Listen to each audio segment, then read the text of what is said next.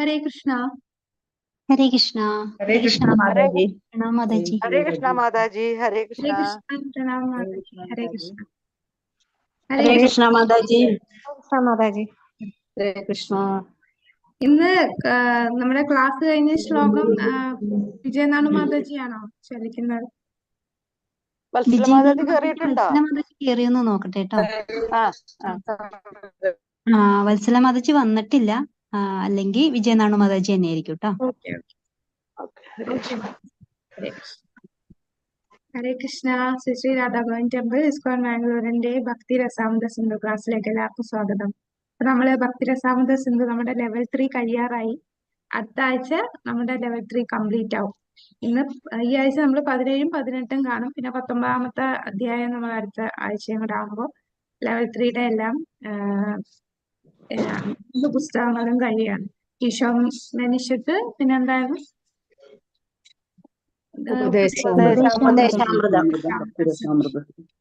ഹരേ കൃഷ്ണ. അപ്പൊ ഈ ബാച്ചില് level 3 certificate കിട്ടാനുള്ള ആരൊക്കെയാണെന്നൊന്ന് ഹാൻഡ് റൈസ് ചെയ്യാമോ? ഏതില് മാതാജി? ഹരേ കൃഷ്ണ. ആദ്യമായിട്ട് ലെവൽ 3 അറ്റൻഡ് ചെയ്യുന്നത് നിർമ്മല മാതാജി ഉണ്ട്. അപ്പം മാതാജി ഒരു പ്രസന്റേഷൻ ഉണ്ടാവും, ഗീതാ ഭാരതൻ മാതാജി. അപ്പം ടോപ്പിക് ഏതൊക്കെയാണ് എന്ന് നമ്മൾ ക്ലാസ് അടുത്ത ആഴ്ച ഞാൻ അയച്ചു തരാം. ഓക്കെ, 3 പേരേ ഉള്ളൂ അല്ലേ? സീതാ മാതാജി, ഗീതാ മാതാജി, നിർമ്മല മാതാജി. മാതാജി, ഞാൻ മുന്നേ ക്ലാസ്സിൽ കയറിയിട്ടുണ്ട്. എന്റെ സർട്ടിഫിക്കറ്റ് ഡൗൺലോഡ് ചെയ്യാൻ മറന്നുപോയി. ഓ, അതാണോ? മാതാജി മാതാജി പ്രസന്റേഷൻ ചെയ്തിരുന്നു അല്ലേ കഴിഞ്ഞ പ്രാവശ്യം? എല്ലാം ചെയ്തിരുന്നു മാതാജി. അത് കഴിഞ്ഞിട്ടല്ലേ നമ്മള് ശാസ്ത്രിയുടെ ക്ലാസ്സിൽ കയറിയത്. അപ്പൊ മെയിലിൽ ഉണ്ടാവുമല്ലോ മാതാജിയുടെ മെയിലിൽ ചെക്ക് ചെയ്യേണ്ടി വരും അല്ലെ? ഇസ്കോൺ ബാംഗ്ലൂരിന്റെ. പിന്നെ അത് മാത്രമല്ല മാതാജി, IDC ക്ലാസ് ഇല്ലേ, ദീക്ഷ ക്ലാസ്, അതിന്റെ സർട്ടിഫിക്കറ്റ് എന്റെ കയ്യിൽ കാണുന്നില്ല. ഈ രണ്ടെണ്ണത്തിന്റെയും കാണുന്നില്ല. ഫസ്റ്റ് ലെവലിന്റെ മാത്രമേ ഉണ്ട്. അതും ഇപ്പൊ തപ്പണം മൊബൈലിൽ എവിടെയാണ്. മെയിലുണ്ടായിരിക്കും മാതാജി, മെയിലിൽ അയച്ചിട്ടുണ്ട്. എല്ലാ മെയിലിലാണ് നമുക്ക് സർട്ടിഫിക്കറ്റ്സ് എല്ലാം അയക്കുക. അപ്പൊ അതിലൊന്ന് ചെക്ക് ചെയ്താൽ ഞാൻ ചെക്ക് ചെയ്ത് നോക്കട്ടെ മാതാജി. ഹരേ കൃഷ്ണ. ഹരേ കൃഷ്ണ. ഹരേ കൃഷ്ണ. അപ്പൊ നമുക്ക് ഇന്നത്തെ ക്ലാസ്സിലേക്ക് കിടക്കാം. ഓം അജ്ഞാനതിമിരാന്തസ്യ ജ്ഞാനാഞ്ജനാശലാകയ ചക്ഷുരുന്മീലിതം യേന തസ്മൈ ശ്രീ ഗുരുവേ നമഃ. നമോ വിഷ്ണുപാദായ കൃഷ്ണപ്രേഷ്ഠായ ഭൂതലേ ശ്രീമതേ ഭക്തിവേദാന്ത സ്വാമിനീതി നാമിനെ. നമസ്തേ സരസ്വതേ ദേവേ ഗൗരവാണി പ്രചാരിണേ നിർവിശേഷശൂന്യവാദി പാശ്ചാത്യദേശധാരിണേ.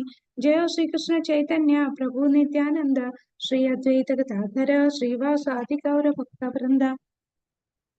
ഹരേ കൃഷ്ണ കൃഷ്ണ കൃഷ്ണ ഹരേ ഹരേ, ഹരേ രാമ രാമ രാമ ഹരേ ഹരേ. ഹരേ കൃഷ്ണ കൃഷ്ണ കൃഷ്ണ ഹരേ ഹരേ, ഹരേ രാമ രാമ രാമ ഹരേ ഹരേ. ഹരേ കൃഷ്ണ കൃഷ്ണ കൃഷ്ണ ഹരേ ഹരേ, ഹരേ രാമ രാമ രാമ ഹരേ ഹരേ. ശ്രീ രാധാ ഗോവിന്ദ് കി ജയ്. നാനാ ശാസ്ത്ര വിചാരണൈക നിപുണോ സദ്ധർമ്മ സംസ്ഥാപകോ ലോകാനാം ഹിതകാരിണോ ത്രിഭുവനേ മാന്യോ ശരണ്യാകരോ. രാധാ കൃഷ്ണ പദാരവിന്ദ ഭജന നന്ദേന മത്താലികോ വന്ദേ രൂപ സനാതനോ രഘുയുഗോ ശ്രീജീവ ഗോപാലകോ. അന്യാഭിലാഷിതാശൂന്യം ജ്ഞാനകർമാദ്യനാവൃതം അനുകൂല്യേന കൃഷ്ണാനുശീലനം ഭക്തിരുത്തമ. സർവോപാധി വിനിർമുക്തം തത്പരത്വേന നിർമ്മലം ഋഷികേന ഋഷികേശ സേവനം ഭക്തിരുച്യത്തെ. അത ശ്രീകൃഷ്ണനാമാദീന ഭവേത് ഗ്രാഹ്യമിന്ദ്രിയൈ സേവോന്മുഖേ ഹി ജിഹ്വാദോ സ്വയം ഏവ സ്ഫുരത്യതാ. അനാസക്തസ്യ വിഷയാൻ യഥാർഹം ഉപയുഞ്ജതേ നിർബന്ധേ കൃഷ്ണ സംബന്ധേ യുക്ത വൈരാഗ്യമുച്യതേ. ഹരേ കൃഷ്ണ. ദിവ്യപൂജ്യ ശ്രീമതി എസ് ഭക്തിവേദാന്ത സ്വാമി പ്രഭുപാദർ പറഞ്ഞിട്ടുള്ള വാക്കുകളാണ്.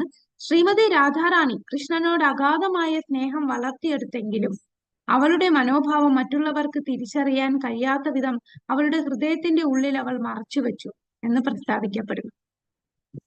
അപ്പോൾ നമ്മളിപ്പോ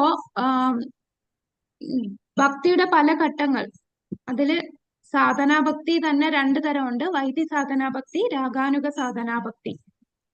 ഇതിനുശേഷം നമ്മൾ ഇനി അടുത്തതിലേക്ക് കടക്കുന്നത് ഭാവഭക്തി പ്രേമഭക്തിയിലോട്ടാണ്.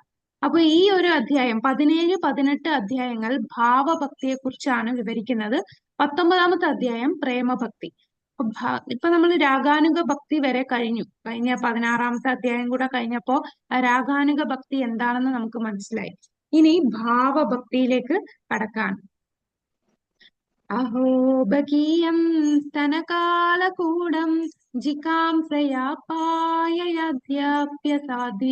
ലേഭേ ഗതിം ദാതൃചിതം തദോന്യം കം വാ ദയാലും ശരണം വ്രജേമേ. അപ്പൊ ഈ ഒരു ശ്ലോകം നമ്മുടെ ഭഗവാന്റെ ശ്രീമദ് ഭാഗവതത്തിലെ 3ാമത്തെ സ്കന്ധം 2ാം അധ്യായത്തിലെ 23ാമത്തെ ശ്ലോകമാണ്. ഇത് ഉദ്ധവൻ വിതുരരോട് പറയുന്ന ഈ ശ്ലോകമാണ്. അതായത് ഭഗവാന്റെ കാരുണ്യം, എത്ര വലിയ കാരുണ്യവാനാണ് ഭഗവാൻ. അഹോ ബകീയം, ഇത് എന്താണ് ഈ ശ്ലോകത്തില് എന്തിനെ കുറിച്ചാണ് വർണ്ണിക്കുന്നത്? ഈ ശ്ലോകത്തിന്റെ അർത്ഥം പാല് കൊടുത്ത് കൃഷ്ണനെ കൊല്ലാൻ ശ്രമിച്ചു. പക്ഷെ കൃഷ്ണൻ അവർക്ക് അമ്മയുടെ സ്ഥാനം നൽകി. അത്രയും ദയാലുവാണ് നമ്മുടെ ഭഗവാൻ. അപ്പൊ അതാണ്, കൃഷ്ണനല്ലാതെ ആരാണ് ഞാൻ ആരാധിക്കേണ്ടത്? അവന്റെ മഹാമനസ്കത വളരെ വലുതാണ്. പൂതന എന്ന ഒരു സ്ത്രീ അവനെ വിഷം നൽകി കൊല്ലാൻ വന്നപ്പോൾ അവൾക്ക് അവന്റെ അധികാരത്തിൽ അമ്മ സ്ഥാനം ലഭിച്ചു. ആരാധ്യരായവരിൽ ഏറ്റവും മഹത്തായ വ്യക്തിത്വമാണ് അവൻ. ഇതിലും വലിയ ആരെയാണ് എന്റെ ആരാധ്യയായ ഭഗവാനായി എനിക്ക് ലഭിക്കുക എന്ന ഈ ശ്ലോകം. അപ്പൊ ഇവിടെ ഈ പിക്ചറിൽ കാണിച്ചിരിക്കുന്നത് പുണ്ടരീക വിദ്യാനിധിയാണ്. ഇദ്ദേഹം ചൈതന്യ ചരിതാമൃതത്തിൽ ഉള്ള ഒരു കഥാപാത്രമാണ്, ചൈതന്യ ചരിതാമൃതത്തിൽ വരുന്നതാണ്. അപ്പൊ ഈ പുണ്ടരീക വിദ്യാനിധി വലിയ നമ്മള് ഗദാധർ പണ്ഡിതന്റെ ഗുരുവാണ് പുണ്ടരീക വിദ്യാനിധി. ഇദ്ദേഹം നമ്മുടെ കൃഷ്ണന്റെ ലീല എടുക്കുമ്പോ ഗദാധർ പണ്ഡിത് ആരാണ്? കൃഷ്ണലീലയിൽ ആരാണ്? രാധാറാൻ. അപ്പം ഇദ്ദേഹത്തിന്റെ ഗുരുവായിട്ട് സ്വീകരിക്കുന്ന വ്യക്തി. അപ്പം നമ്മുടെ കൃഷ്ണലീലയില് രാധാറാണിന്റെ പിതാവായിട്ടുള്ളത് വൃഷഭാനു. അപ്പൊ വൃഷഭാനു ആണ് പുണ്ടരീക വിദ്യാനിധിയായിട്ട് ചൈതന്യ ലീലയിൽ വരുന്നത്. അപ്പോ ഇദ്ദേഹത്തിന് പുറമേ കാണുമ്പോ നല്ല പട്ടുവസ്ത്രവും ഒക്കെ ധരിച്ച് ഒരു ഭൗതികവാദിയുടെ രൂപത്തിലാണ് ഇരിക്കുന്നത്. പക്ഷേ അദ്ദേഹത്തിന്റെ ഉള്ളിൽ അത്രയും ഭാവം ഭഗവാനിലുണ്ട്. ഭാവഭക്തിയിലേക്ക് ഉയർന്ന വ്യക്തിയാണ്. അത് മനസ്സിലാക്കിയത് ഈ ഒരു ശ്ലോകം കേട്ടപ്പോൾ പുണ്ടരീക വിദ്യാനിധിയുടെ ഹൃദയത്തിൽ ചില ചലനങ്ങൾ സൃഷ്ടിച്ചു. തന്നെ നന്നായി അലങ്കരിച്ച മുടി കീറാൻ തുടങ്ങി. പലതരത്തിലുള്ള അസാധാരണമായ പെരുമാറ്റം കാണിക്കാൻ തുടങ്ങി. പിന്നെ ഉരുളാൻ തുടങ്ങി. അവന്റെ ശരീരത്തിൽ പെട്ടെന്നുള്ള അനിയന്ത്രിതമായ പേശി സങ്കോചം അല്ലെങ്കിൽ ഞെട്ടിക്കുന്ന ചലനം ഉണ്ടാക്കി. അപ്പൊ ഇതൊക്കെ നമ്മൾ ഭാവഭക്തിയിലേക്ക് ഉയരുമ്പോ നമ്മളുടെ ഉള്ളില് സ്വാഭാവികമായിട്ട് നമുക്ക് ശരീരത്തിൽ വരുന്ന മാറ്റങ്ങളാണ്. ഭഗവാനോടുള്ള ഭാവഭക്തിയിൽ ഉയർന്ന ആൾക്കാർക്ക് വരുന്നതാണ് ഈ വിറയല് കൊള്ളുക, കണ്ണീര് വരിക, ഇങ്ങനെ തറയിൽ കിടന്ന് ഉരുളുക. നമ്മൾ അസാധാരണമായിട്ടുള്ള ഒരു പെരുമാറ്റം നമ്മളിൽ കാണും. അത് ഭാവഭക്തിയിൽ ഉയരുന്നവർക്ക്, ഭഗവാനോട് അതിയായിട്ടുള്ള ആസക്തി വരുന്നത്. നമ്മള് രാഗാനുഗ ഭക്തി പറഞ്ഞു അല്ലെ? രാഗാനുഗ ഭക്തി എന്ന് പറഞ്ഞാൽ എന്താണ്? ഒരു പർട്ടിക്കുലർ രസത്തിലേക്ക് നമുക്കൊരു ആകർഷണം വന്ന് അതിനെ തന്നെ കൂടുതൽ കേൾക്കുകയും പിന്നെ അതേ രീതിയിൽ നമ്മൾ സേവനം ചെയ്യാനുള്ള ആസക്തി വരുന്നു എന്ന് പറഞ്ഞു. ഭാവഭക്തി എന്ന് പറഞ്ഞാൽ ആ ആസക്തി കൂടി വരുന്ന ഒരു അവസ്ഥയാണ്. അതിയായിട്ടുള്ള ഭഗവാനോടുള്ള ആ ആസക്തി വരുന്നതാണ് ഭാവഭക്തി.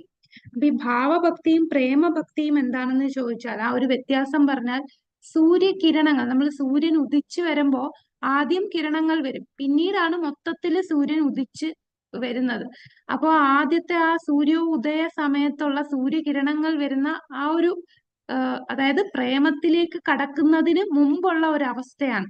പ്രേമഭക്തിയിൽ കടക്കുന്നതിന് തൊട്ടു മുമ്പുള്ള ഒരു അവസ്ഥയാണ് ഭാവഭക്തി. അപ്പൊ ഈ ഭാവഭക്തിയില് നമുക്ക് ഭഗവാനോട് അതിയായിട്ടുള്ള ഒരു ആസക്തി ഉണ്ടാകും. ഈ ഘട്ടത്തില് നമ്മള് ഈ ഘട്ടത്തിലാകുമ്പോ ത്രിഗുണങ്ങൾക്ക് അതീതനായിട്ടുള്ള ഒരു അവസ്ഥയിലേക്കാണ് വരുന്നത്. ത്രിഗുണങ്ങൾക്ക് അതീതമായിട്ടുള്ള അവസ്ഥ. കൂടാതെ അദ്ദേഹത്തിനെ പിന്നെ ആ ഒരു ലെവലിൽ നിന്ന് പിന്നെ ഒരിക്കലും നമുക്ക് താഴാൻ പറ്റില്ല. നാമം ജപമൊക്കെ വരുമ്പോ, നാമം ജപിക്കുമ്പോ കണ്ണീര് വരും. ഭഗവാനെ കുറിച്ച് കേൾക്കുമ്പോൾ അറിയാതെ ശരീരത്തിന് വിറയലും എപ്പോഴും ഇങ്ങനെ ഈ ശരീരത്തിനുള്ള ഈ മാറ്റങ്ങൾ എപ്പോഴും കാണില്ല. ചില സമയങ്ങളില് ശരീരത്തിൽ അസാധാരണമായിട്ടുള്ള ചില പെരുമാറ്റം നമ്മളിൽ കാണും. കൂടുതലായിട്ടും വരുന്നത് ഇതാണ്. നമുക്ക് കണ്ണീര് വരും, വിറയലുണ്ടാകും, ശബ്ദം ഇടറും. ഇതെല്ലാം ഈ ഭാവഭക്തിയിലുള്ള ആളുടെ ഒരു സിംറ്റം ആണ്. ശാരീരികമായിട്ടുള്ള സിംറ്റംസ് ആണ് ഈ പറയുന്നത്. ഹർഷോന്മത്തമായ പ്രേമം, അതാണ് ഭാവഭക്തി. അപ്പൊ ഈ ഭാവഭക്തിയിലുള്ള ഒരു വ്യക്തിക്ക് ഒരേ ഒരു ചിന്ത മാത്രമേ ഉള്ളൂ: എങ്ങനെ ഭഗവാനെ സേവിക്കുക. അതിലും കവിഞ്ഞ് വേറെ ഒരു താല്പര്യവും, ഭൗതികമായിട്ടുള്ള താല്പര്യങ്ങളൊന്നും ആ വ്യക്തിയിൽ ഉണ്ടാകുന്നില്ല. രാധയും കൃഷ്ണനെയും സേവിക്കുക എന്നതിൽ കവിഞ്ഞ് മറ്റൊരു താല്പര്യവും അയാൾക്കില്ല.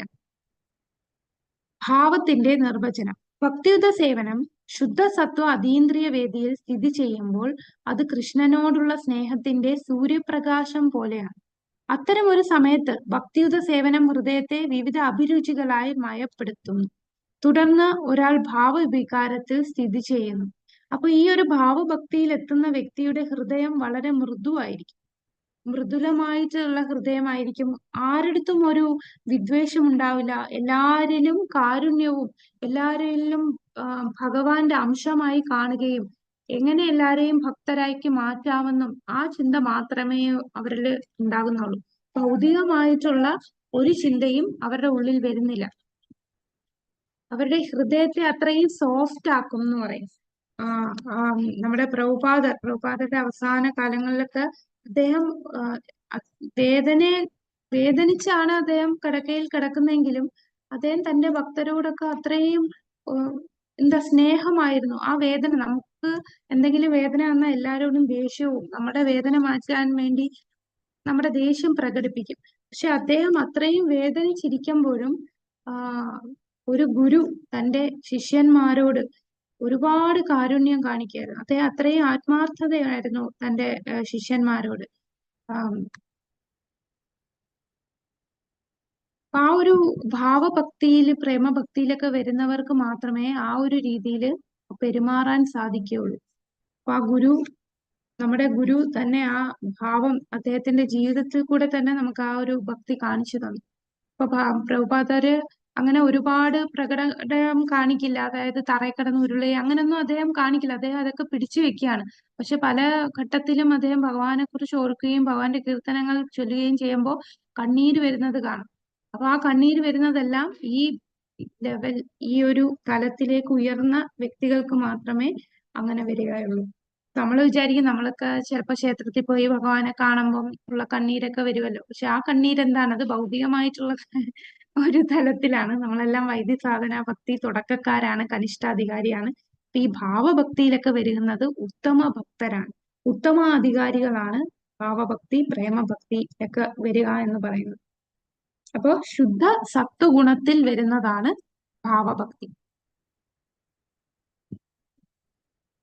ശുദ്ധ സത്വത്തിന്റെ അതീന്ദ്രിയ വേദിയാണ്. ഭഗവാന്റെ ആന്തരിക ശക്തി ഹൃദയത്തിൽ കയറുന്നു. അപ്പൊ ഇപ്പം ഭഗവാന്റെ ആന്തരിക ശക്തിയുടെ നിയന്ത്രണത്തിലായിരിക്കും ഈ ഒരു ഭക്തൻ. നമ്മളെല്ലാം ഇപ്പോഴും ബഹിരംഗ ശക്തിയുടെ നിയന്ത്രണത്തിലാണ്. നമ്മൾ ഒരുപാട് പരീക്ഷണങ്ങളിൽ കൂടെ കടന്നുകൊണ്ടിരിക്കുകയാണ്. ചില സമയം നല്ല ഉത്സാഹത്തോടു കൂടി ഭക്തി ചെയ്യും, ചില സമയം ഓരോ ഭൗതികമായിട്ടുള്ള തടസ്സങ്ങൾ വരുമ്പോൾ നമ്മൾ ഭക്തിയിലുള്ള താല്പര്യം കുറയും, ചിലപ്പോൾ നന്നായിട്ട് ചെയ്യാൻ പറ്റില്ല. അങ്ങനെയൊക്കെയുള്ള പല ഘട്ടത്തിൽ അങ്ങനെ ബഹിരംഗ ശക്തിയുടെ നിയന്ത്രണത്തിലാണ് നമ്മൾ. പക്ഷെ ഭാവഭക്തിയിൽ എത്തുമ്പോ ബഹിരംഗ ശക്തി പിന്മാറും. പിന്നെ ഏത് ശക്തിയാണ്? ആന്തരിക ശക്തിയാണ് ഭാവഭക്തിയിലുള്ള ഭക്തന്റെ ഹൃദയത്തിലേക്ക് കയറുക. അപ്പം ഭക്തിയിൽ കൂടുതൽ എങ്ങനെ ഭക്തി മാത്രമേ അദ്ദേഹത്തിനുള്ളൂ. വേറെ ഒരു ചിന്തയും, ഭൗതികമായിട്ടുള്ള ഒരു തരി പോലും അദ്ദേഹത്തിന്റെ ഉള്ളിൽ വരുന്നില്ല. ഭഗവാനോടുള്ള എങ്ങനെ സേവനം ചെയ്യും എന്നുള്ള ചിന്ത മാത്രം വരുന്നതാണ്. ശുദ്ധഭക്തരുടെ കാരുണ്യത്താൽ മാത്രം ഭഗവാനെ സേവിക്കാനുള്ള വ്യഗ്രത ഉണ്ടാകുമ്പോൾ.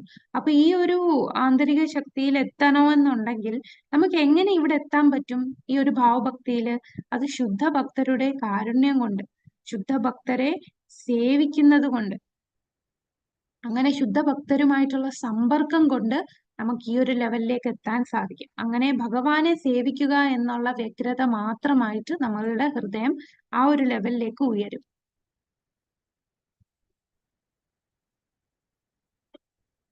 അപ്പൊ ഇതിന്റെ സവിശേഷതകളാണ്: ഹൃദയത്തെ മൃദുവാക്കുന്നു, വിവിധ അഭിരുചികൾ സൃഷ്ടിക്കുന്നു, കൃഷ്ണാബോധത്തിന്റെ ഉത്തേജനങ്ങളാൽ എളുപ്പത്തിൽ ചലിപ്പിക്കപ്പെടുന്നു, കൃഷ്ണനോടുള്ള ആഗ്രഹം, വിവിധ സേവനങ്ങളിലൂടെ കൃഷ്ണനെ പ്രീതിപ്പെടുത്താനുള്ള ആഗ്രഹം കൃഷ്ണനുമായി ഹൃദയത്തിൽ അടുത്തു. അപ്പം അഭിരുചി എന്ന് പറഞ്ഞാൽ ഇപ്പൊ നമുക്ക് പല ഭൗതികമായിട്ടുള്ള അഭിരുചികളുണ്ട്. പക്ഷെ ഭാവഭക്തിയിലുള്ള ഒരു വ്യക്തിക്ക് അഭിരുചി എന്ന് പറഞ്ഞാൽ കൃഷ്ണ ഞാൻ അങ്ങയുടേതാണ് എന്നുള്ള ഒരു ഭാവമാണ് ഈ ഭക്തൻ ഉണ്ടാകുന്നത്. ഞാൻ അങ്ങയുടേതാണ് എന്ന് ഭാവഭക്തിയിലുള്ള ഒരു ഭക്തൻ പറയും. അപ്പൊ ആ ലെവലിലാണ്. അപ്പം ഹൃദയത്തിന്റെ തൊട്ടടുത്ത് ഭഗവാനുണ്ട്. വിവിധ സേവനങ്ങളിലൂടെ ഭഗവാനെ പ്രീതിപ്പെടുത്തുക. എങ്ങനെ ഭഗവാനെ പ്രീതിപ്പെടുത്തും ആ ചിന്ത മാത്രമേ ഉള്ളൂ. അങ്ങനെ പല പല രീതിയിൽ സേവനങ്ങൾ ചെയ്ത് ഭഗവാനെ പ്രീതിപ്പെടുത്തും. ഭഗവാനെ ലഭിക്കാനുള്ള തീവ്രമായിട്ടുള്ള ആഗ്രഹമാണ് ഭാവഭക്തിയിലുള്ളത്. അപ്പൊ ഭാവഭക്തിയിലുള്ള ഭക്തൻ പറയും, ഭഗവാനെ ഞാൻ അങ്ങയുടേതാണ് എന്ന് പറയും. എന്നാൽ പ്രേമഭക്തിയിൽ എത്തുമ്പോൾ ഉള്ള വ്യത്യാസം എന്ന് പറഞ്ഞാൽ അവിടെ ഭക്തൻ പറയും, അങ്ങ് എന്റേതാണ്, അങ്ങ് എന്റെ മകനാണ്, അല്ലെ അങ്ങ് എന്റെ മിത്രമാണ്, അങ്ങ് എന്റെ പ്രേമഭാജനമാണ്. അതായത് നമ്മൾ പല രസത്തില്, മാധുര്യ രസത്തിലാണ് അങ്ങ് എന്റെ പ്രേമഭാജനമാണ്, അല്ലെങ്കിൽ വാത്സല്യ രസമാണെങ്കിൽ അങ്ങ് എന്റെ മകനാണ് എന്നുള്ള ആ ഭാവത്തിൽ അത്രയും ഉയർന്ന തലത്തിലേക്ക് വരും. ആ പ്രേമഭക്തിയിലുള്ള ഒരു ഉള്ള വ്യത്യാസം, ഭാവഭക്തിയും പ്രേമഭക്തിയും തമ്മിൽ ചെറിയ വ്യത്യാസമേ ഉള്ളൂ. എന്നാലും പ്രേമഭക്തിയിൽ എത്തിക്കഴിഞ്ഞാൽ ആ വ്യക്തി വിചാരിച്ചാൽ പോലും ഭക്തിയിൽ നിന്ന് പിന്നോട്ട് പോകാൻ അദ്ദേഹത്തിന് സാധിക്കില്ല. കാരണം ഭഗവാന്റെ പൂർണ്ണ നിയന്ത്രണം പ്രേമഭക്തിയിലുള്ള ഭക്തനില് ലഭിച്ചു കഴിഞ്ഞു. പിന്നെ ആര് വിചാരിച്ചാലും, ആ വ്യക്തി വിചാരിച്ചാൽ പോലും ആ വ്യക്തിക്ക് ഭക്തിയിൽ നിന്ന് പിന്നോട്ട് പോകാൻ സാധിക്കില്ല. അത്രയും ഉയർന്ന ലെവലാണ് പ്രേമഭക്തി. എന്നാൽ ഭാവഭക്തിയിലെത്തിയാൽ നമുക്ക് പതനം സംഭവിക്കാം. പതനം സംഭവിക്കുന്നതിന്റെ ലെവല് കുറവാണ്, എന്നാലും പതനം സംഭവിച്ചിട്ടുണ്ട്.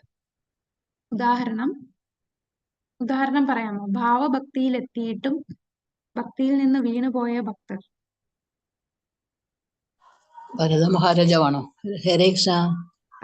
ഹരിബോൾ. ഭരത മഹാരാജാവ് ഭാവഭക്തിയിലെത്തിയ ഭക്തനാണ്. തന്റെ രാജ്യവും പുത്രകളത്രാദികളും ഭാര്യ എല്ലാം ഉപേക്ഷിച്ച്, സമ്പത്തും എല്ലാം ഉപേക്ഷിച്ച് കാട്ടിൽ പോയതാണ്. ഭഗവാനെ ലഭിക്കാനായിട്ട് കാട്ടിൽ പോയി. പക്ഷെ അദ്ദേഹം എന്താണ്, ഒരു മാൻകുട്ടിയെ കണ്ടിട്ട് മാനിൽ ആകർഷനായി അല്ലെ. അങ്ങനെ അടുത്ത ജന്മം മാനായിട്ട് ജനിച്ചു. ജീവിക്കേണ്ടി വന്നു. അവിടെ അദ്ദേഹത്തിന് പറ്റിയ പ്രശ്നം എന്താന്ന് വെച്ചാൽ, അദ്ദേഹം ഒറ്റയ്ക്കാണ് എല്ലാം ഉപേക്ഷിച്ച് ഇതിന് പോയത്. ഭക്തസംഘം, അതാണ് ഭക്തസംഘത്തിന് വളരെ പ്രാധാന്യമുള്ളത്. പ്രേമഭക്തിയിൽ എത്തിക്കഴിഞ്ഞാൽ പിന്നെ വീഴാനേ പറ്റില്ല. അയാൾ വിചാരിച്ച പോലും വീഴാൻ പറ്റില്ല. പക്ഷേ ഭാവഭക്തിയിലെത്തിയാലും നമുക്ക് അതിൽ ചെറിയൊരു വൈഷ്ണവ അപരാധത്തിന്റെ ഒരു തരി അവിടെ കാണും. ആ വൈഷ്ണവ അപരാധത്തിന്റെ തരിയും മാറിയാലേ നമുക്ക് പ്രേമഭക്തിയിലെത്താൻ സാധിക്കും. അപ്പൊ ഈ ഭാവഭക്തിയിൽ എത്തിക്കഴിഞ്ഞാൽ നമ്മളിത് മാറാനായിട്ട് ഭക്തരുടെ സംഘം ചേർന്ന് നിൽക്കണം. അവിടെ ഭരത മഹാരാജാവിന് പറ്റിയ അബദ്ധം അതാണ്. അദ്ദേഹം ഒറ്റയ്ക്കാണ് എല്ലാം ചെയ്യാൻ പോയത്. അതുകൊണ്ടാണ് ഭക്തരുടെ സംഘം ഉണ്ടായിരുന്നെങ്കിൽ എന്താണ്, ഭക്തർ അതിനെ ഡീവിയേറ്റ് ചെയ്ത് മാനിനെ പറഞ്ഞു കൊടുക്കാനും അദ്ദേഹത്തിന് കൂടുതൽ ഭക്തിയിൽ നമ്മൾ ഒന്നിച്ച് നിൽക്കുമ്പോഴാണ്, ഭക്തരുമായിട്ട് കൂടുമ്പോഴാണ് ഭക്തിയിൽ കൂടുതൽ നമുക്ക് സേവനങ്ങൾ ചെയ്യാൻ സാധിക്കുന്നത്. അപ്പൊ ഭക്തസംഘം വളരെ പ്രധാനമായിട്ടുള്ളതാണ്. അപ്പം നമ്മള് ഭാവഭക്തിനെ കുറിച്ച് പറഞ്ഞു. ഭാവഭക്തിയിലുള്ള അഭിരുചി എന്താണ്? കൃഷ്ണനെ ആഗ്രഹം, വിവിധ സേവനങ്ങളിലൂടെ കൃഷ്ണനെ പ്രീതിപ്പെടുത്താനുള്ള ആഗ്രഹം, കൃഷ്ണനുമായി ഹൃദയത്തിൽ അടുത്ത് നിൽക്കുന്നു. ഇനി ഈ സൂര്യകിരണമാണ്, സൂര്യൻ ഇങ്ങനെ ഉദിച്ചു വരുമ്പോൾ ഉള്ള കിരണമാണ് ഭാവഭക്തി എന്ന് പറയുന്നത്. ഇനി ഈ ഭാവഭക്തിയിൽ നിന്ന് ഉയർന്ന് പൂർണ്ണമായി സൂര്യൻ ഉദിക്കുന്ന, പ്രേമമാകുന്ന സൂര്യന്റെ കിരണം എത്തുന്നു. അതാണ് പ്രേമഭക്തി. അപ്പം പ്രേമത്തിന്റെ ആരംഭമാണ് ഭാവം. പ്രേമത്തിന്റെ ആരംഭമാണ് ഭാവം. പുലർച്ചെ പ്രഭാതം ആരംഭിക്കുന്നത് പോലെ ആണ് ഭാവം. അത് പിന്നെ ഉദിച്ച് പൂർണ്ണമാകുന്ന ഈ ഭാവഭക്തി നല്ല കട്ടിയാകുന്ന അവസ്ഥയാണ് പ്രേമഭക്തി. ഉദാഹരണം പറഞ്ഞാൽ നമ്മളിപ്പോ ഈ കരിമ്പിന്റെ ജ്യൂസ് എടുത്ത് ഇങ്ങനെ ഇളക്കുന്നു. ആദ്യം അത് വെള്ളം പോലെ ഇരിക്കും. പിന്നീട് അത് ചൂടായി ചൂടായി ചൂടായി ചൂടായി അവസാനം എന്താവും? അത് കട്ടിയാവും. ആ കട്ടിയാകുന്ന അവസ്ഥയാണ് പ്രേമഭക്തി. ഇപ്പൊ അതിങ്ങനെ കുറച്ച് ലൂസായിട്ടിരിക്കുന്നതാണ് ഭാവഭക്തി. ഇപ്പൊ മധുരമുണ്ട്, ഭഗവാനോടുള്ള ആസക്തി എല്ലാം ഉണ്ട്. അത് പക്ഷെ കുറച്ചുകൂടെ ഒരു കണ്ടൻസ് ആവുന്ന, കട്ടിയാകുന്ന അവസ്ഥയാണ് പ്രേമഭക്തി. ആ ഒരു ചെറിയ വ്യത്യാസം ഇവർ രണ്ടിലും വരുന്നതാണ്. നമ്മൾ അടുത്ത 19ാമത്തെ അധ്യായം പറയുമ്പോൾ പ്രേമഭക്തി കുറച്ചുകൂടെ മനസ്സിലാവും. പരാപേക്ഷ കൂടാതെ തന്നെ ഭക്തൻ ഹർഷോന്മാദമായ പ്രേമത്തോടെ ഭഗവാനെ സേവിക്കാൻ ഉത്സുകനാകുന്നു. ഈ ഘട്ടത്തിൽ ഭക്തൻ ഉത്തമാധികാരിയുടെ, അതായത് സമ്പൂർണ്ണ ഭക്തിയുടെ വിധാനത്തിൽ എത്തും. അപ്പൊ ഉത്തമാധികാരിയുടെ വിധാനത്തിൽ എത്തുന്നതാണ് ഭാവഭക്തി. ഇവിടെ ആരും പറഞ്ഞിട്ടോ ശാസ്ത്ര നിർദ്ദേശപ്രകാരം ഒന്നും ചെയ്യുന്നതല്ല. സ്വാഭാവികമായിട്ട് അദ്ദേഹം ആ തീവ്രമായിട്ടുള്ള ആസക്തിയോടുകൂടി ഭഗവാനെ സേവിക്കുകയാണ്. ആ ഒരു ഉത്സാഹത്തോടു കൂടി ഭഗവാനെ സേവിക്കുകയാണ്. ഈ ഭക്തന് ഭൗതികമായ പ്രീതി വാത്സല്യത്തിന്റെ വിക്ഷോഭങ്ങളൊന്നുമില്ല. രാധയെയും കൃഷ്ണനെയും സേവിക്കുക എന്നതിൽ കവിഞ്ഞ മറ്റൊരു താല്പര്യവും ഈ ഭക്തന് ഉണ്ടാകുന്നില്ല. അപ്പൊ ഈ ഭക്തൻ ഏതെങ്കിലും ഒരു വികാരമായിരിക്കും. ഏതായിരിക്കും? ചിലപ്പോൾ ശാന്തഭാവമായിരിക്കും, ദാസ്യഭാവമായിരിക്കും, സാഖ്യം, വാത്സല്യം, മാധുര്യം. അപ്പൊ ശാന്തഭാവത്തിൽ എപ്പോഴും ഭഗവാൻ ഇങ്ങനെ ധ്യാനിച്ചുകൊണ്ടിരിക്കുക. അങ്ങനെ അധികം സേവനമില്ല. ശാന്തഭാവം എന്ന് പറയുമ്പോൾ അവിടെ സേവനം വളരെ കുറവാണ്. ദാസ്യഭാവം എന്ന് പറഞ്ഞാൽ ഒരു യജമാനനെ ദാസൻ സേവിക്കുന്ന മനോഭാവത്തിൽ എങ്ങനെ ഭഗവാനെ സേവിക്കും, അതിൽ ഉത്സാഹത്തോടു കൂടി ആ വികാരങ്ങളായിരിക്കും, ഒരു ദാസന്റെ വികാരങ്ങളായിരിക്കും. സാഖ്യഭാവം എന്ന് പറഞ്ഞാൽ എന്താ? ഒരു സുഹൃത്തിന്റെ വികാരങ്ങളായിരിക്കും ആ ഭാവഭക്തിയിലുള്ള ആ ഭക്തന് ഉണ്ടാവുക. വാത്സല്യം എന്ന് പറഞ്ഞാൽ മാതൃവികാരങ്ങൾ ഉണ്ടാകും. മാധുര്യഭാവം എന്ന് പറഞ്ഞാൽ പ്രിയതമനോടുള്ള വികാരങ്ങളാണ് ഉണ്ടാവുക. ഭഗവാന്റെ നേരെയുള്ള വിശുദ്ധ പ്രേമത്തിന്റെ ആദ്യത്തെ ലക്ഷണമാണ് ഹർഷോന്മാദം എന്ന് തന്ത്രശാസ്ത്രത്തിൽ പറയുന്നു. ആ ഘട്ടത്തിൽ കരയുകയും വിറകൊള്ളുകയും ചെയ്യുമത്രേ. അതാണ് പറഞ്ഞത്. നമുക്ക് ഈ ഒരു ഭാവം എത്തുമ്പോൾ നമ്മൾ എങ്ങനെ മനസ്സിലാക്കും ഞാൻ ഈ ഭാവത്തിൽ എത്തിയോ? അപ്പോൾ നമ്മളുടെ ശരീരത്തിൽ ഒരു വ്യക്തി ആ ഭാവത്തിൽ എത്തിക്കഴിഞ്ഞാൽ ആരും പറഞ്ഞു കൊടുക്കുകയോ ഒന്നും വേണ്ട, നമുക്ക് സ്വാഭാവികമായിട്ട് നമുക്ക് തന്നെ അറിയാൻ പറ്റും. അപ്പൊ ആ ഘട്ടത്തില് കരയുകയും വിറകൊള്ളുകയും ഒക്കെ ചെയ്യുന്നത്. ഈ സാധനാ ഭക്തിയിലൂടെ ഭാവഭക്തി, പ്രേമഭക്തിയിൽ എത്തിയ വ്യക്തികളാണ്. ആദ്യത്തെ പിക്ചറിൽ കാണിച്ചത് ആരാണ്? സാധനാ ഭക്തി. ധ്രുവ മഹാരാജാവ് സാധന ചെയ്ത് ഭക്തിയിൽ വന്നതാണ് അല്ലെ. 6 മാസം കൊണ്ട് അദ്ദേഹം ഭഗവാനെ കാണാൻ സാധിച്ചു. പിന്നീട് നാരദ മഹർഷിക്ക് സാധന ചെയ്തു. അദ്ദേഹം എങ്ങനെയാണ്? ഭക്തി വേദാന്തരുടെ പൂർവ്വജന്മത്തില് ദാസിയുടെ പുത്രനായിട്ട് ജനിച്ചു. പക്ഷെ ചാതുർമാസ്യത്തിൽ വന്ന ഭക്തി വേദാന്തരായിട്ടുള്ള ഉത്തമ ഭക്തരെ അവരിൽ നിന്നും കേൾക്കുകയും അവരെ ശ്രവിക്കുകയും അവരെ പരിചരിക്കുകയും അങ്ങനെ അവർക്ക് സേവനം ചെയ്തത് കൊണ്ട് അങ്ങനെ സാധന ചെയ്ത് അദ്ദേഹത്തിന് ഭക്തിയിലേക്ക് ഉയരാൻ സാധിച്ചു. ഇത് സാധന ഭക്തിയിൽ നിന്ന് എങ്ങനെ വ്യത്യാസപ്പെട്ടിരിക്കുന്നു? സാധന പ്രവർത്തനപരമാണ്, എന്നാൽ ഭാവം കാര്യക്ഷമവും. സാധനാ ഭക്തിയിൽ എന്താണ്? നമ്മള് എങ്ങനെയാണ് സാധനാ ഭക്തി ചെയ്യുന്നത്? പ്രവർത്തിക്കുകയാണ്. നമ്മളോട് ഒരു ആർട്ടിഫിഷ്യലി ഒരു മെഷീൻ ചെയ്യുന്ന പോലെ നമ്മൾ ചെയ്യുകയാണ്. ഇങ്ങനെ പറഞ്ഞതുകൊണ്ട് നമ്മൾ ചെയ്യുന്ന ഒരു തലമാണ്. അവിടെ നമുക്ക് ഭഗവാനോടുള്ള വികാര വിചാരങ്ങളൊന്നുമില്ല. ഈ ശാസ്ത്രങ്ങൾ പറഞ്ഞു, അതുപോലെ ഗുരു പറഞ്ഞു, അതുകൊണ്ട് നമ്മൾ ചെയ്യുന്നതാണ്. എന്നാൽ രാഗാനുഗ ഭക്തിയിൽ വരുമ്പോഴാണ്, രാഗാനുഗ സാധന വരുമ്പോഴാണ് കുറച്ചുകൂടെ ഒരു ആകർഷണം വരുന്നത്. വൈദ്യസാധനയിൽ നമുക്ക് വലിയ ആകർഷണം ഒന്നും ഭഗവാനിലില്ല. പക്ഷെ രാഗാനുഗ സാധനാ ഭക്തി വരുമ്പോൾ ഒരു പ്രത്യേക തരത്തിനോട് ഒരു ആകർഷണം വരും. പിന്നെ അത് കാര്യക്ഷമമാകുന്ന ഒരു ഘട്ടമാണ്. ആ ആകർഷണം വന്നിട്ട് പൂർണ്ണമായി അതിൽ തന്നെ മുഴുകി 24 മണിക്കൂറും ഭഗവാന്റെ സേവനത്തിൽ മുഴുകുന്ന ആ ഒരു അവസ്ഥയാണ് ഈ ഭാവഭക്തിയിൽ വരുമ്പോൾ. ഭാവത്തിന്റെ സ്വഭാവം മനസ്സുമായി ഒന്നായി തോന്നുന്ന തരത്തിൽ നമ്മുടെ ബോധ്യത്തിൽ വ്യാപിക്കുന്നു. സമാധി എന്ന അവസ്ഥയിൽ വരുന്നതാണ്. അപ്പോ ഈ ഒരു അവസ്ഥയില് ഇത് പിന്നീട് കൃഷ്ണനോട് പ്രേമമുള്ള അവസ്ഥയിലേക്ക് വരുന്നതാണ്. ഒരു തീയിൽ ഇരുമ്പ് വെക്കുമ്പോൾ ഇരുമ്പ് എന്തായി മാറും? ഇരുമ്പും കത്തി തീയായി മാറുകയാണ്. അപ്പൊ അതേപോലെ നമ്മളും ഭഗവാനോടുള്ള ആ പ്രേമത്തിലേക്ക് എത്തുന്ന ആ അവസ്ഥയിലേക്ക് എത്തുന്നു. അതായത് സമാധി അവസ്ഥയില്. സമാധി അവസ്ഥയില് മനസ്സിൽ വേറെ ഒരു ചിന്തയും കാണില്ല. ഭഗവാനെ സേവിക്കുക, ഏത് തരത്തിൽ ഞാൻ ഭഗവാനെ രാധാകൃഷ്ണന്മാരെ സേവിക്കും എന്നുള്ള ചിന്ത മാത്രമേ, ഭൗതികമായിട്ടുള്ള ഒരു ചിന്ത അവരിൽ വരാത്തതാണ് ഈ ഭാവഭക്തിയുടെ സ്വഭാവം. എങ്ങനെയാണ് ഭാവഭക്തി കൈവരിക്കുക? സാധനാഭക്തി ചെയ്ത് നമുക്ക് സാധനാഭക്തി എന്ന് പറഞ്ഞാൽ വൈദ്യ സാധനാഭക്തി, രാഗാനുഗ സാധനാഭക്തി. ഈ സാധനാഭക്തി ചെയ്ത് നമുക്ക് ഭാവഭക്തിയിൽ എത്താം. അല്ലെങ്കിൽ സവിശേഷ കാരുണ്യത്തിലൂടെ, ആരുടെ കാരുണ്യം? ഒന്നെങ്കിൽ കൃഷ്ണന്റെ നേരിട്ടുള്ള കാരുണ്യം, അല്ലെങ്കിൽ കൃഷ്ണന്റെ ഭക്തന്റെ കാരുണ്യത്തിലൂടെ നമുക്ക് ഭാവഭക്തിയിൽ എത്താം. ഇതില് പോസിബിലിറ്റി കൂടുതൽ ഏതാണ്? ഏത് ചെയ്താലാണ് നമുക്ക് ഭാവഭക്തിയിൽ എത്താൻ പ്രാക്ടിക്കലി? ഈ ഭക്തന്മാരുടെ കൃഷ്ണ ഭക്തന്റെ കാരുണ്യം. ഓക്കെ. കൃഷ്ണ ഭക്തന്റെ കാരുണ്യം, കൃഷ്ണന്റെ കാരുണ്യം എന്ന് പറഞ്ഞാൽ ശരിക്കും പറഞ്ഞാൽ ഈ ലെവല് എന്ന് പറഞ്ഞാൽ കാരുണ്യം, സവിശേഷ കാരുണ്യം ലഭിക്കുക എന്ന് പറഞ്ഞാൽ അത് റെയർ ആയിട്ട് കിട്ടുന്ന, അപൂർവമായിട്ട് കിട്ടുന്നതാണ്. നമ്മൾ സാധന ചെയ്ത് രാഗാനുഗ ഭക്തിയിലിരുന്നു വേണം, അതാണ് കൂടുതലും കിട്ടുന്നത്. ഉദാഹരണം പറയുകയാണെങ്കിൽ ഇപ്പം PhD എടുക്കാതെ തന്നെ ഓണററി ഡോക്ടറേറ്റ് കിട്ടുന്ന ആൾക്കാരുണ്ടല്ലേ. അങ്ങനെ എത്ര പേർക്കാണ് അങ്ങനെ ഓണററി ഡോക്ടറേറ്റ് കിട്ടുക? എല്ലാവർക്കും കിട്ടുമോ? ഇല്ല. എനിക്ക് ഓണററി ഡോക്ടറേറ്റ് കിട്ടും, അതുകൊണ്ട് ഞാൻ സാധനയൊന്നും ചെയ്യുന്നില്ല, ഞാൻ സാധന ഭക്തി ചെയ്യാതെ എനിക്ക് കാരുണ്യം കിട്ടുമല്ലോ.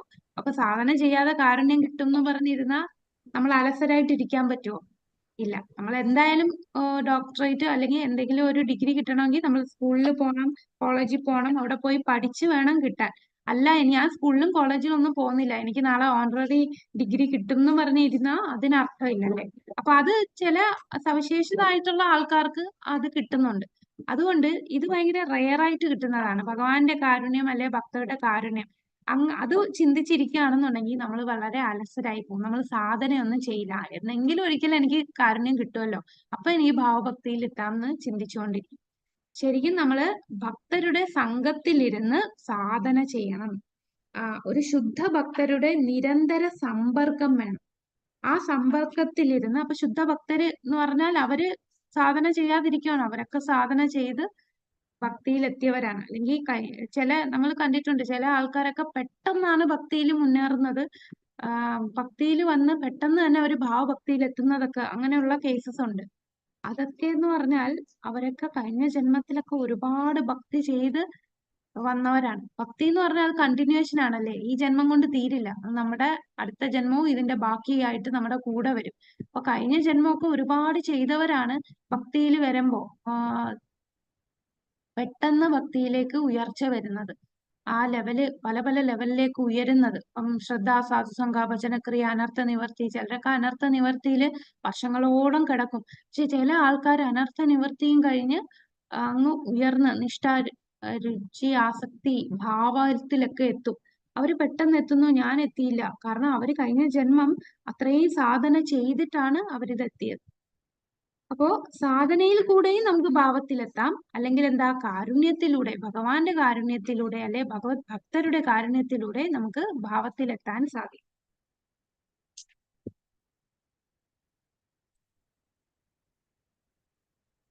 അപ്പൊ സാധനയിലൂടെ ഭാവത്തിലെത്തിയ ഒരു ഭക്തന്റെ ആണ് നമ്മൾ ഈ പിക്ചർ നമ്മൾ എപ്പോഴും കാണുന്നതാണ്. ഇത് ആരാണ് ഈ കുട്ടി?